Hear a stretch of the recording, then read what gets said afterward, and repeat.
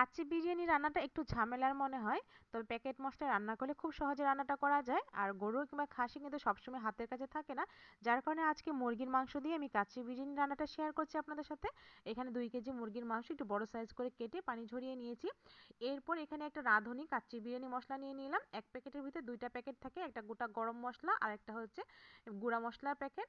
তো আমি এখানে মাংসের মধ্যে দিয়ে নিলাম গুঁড়া মশলার প্যাকেটটা, আর মশলার মধ্যে 1 চামচ করে আদা রসুন বাটা দিয়েছি। আর বাড়তি কোনো মশলা আমি এখানে দিব না। এরপর এখানে পরিমাণ মতো লবণ দিয়ে নিয়েছি, 1 কাপের মতো টক দই আর কিছুটা পেঁয়াজ বেরেস্তা, আর পেঁয়াজ বেরেস্তার তেলটা সেটা দিয়ে নিলাম, আর কয়েকটা আলু দিয়ে একটু ভালো করে মাখিয়ে নিয়েছি।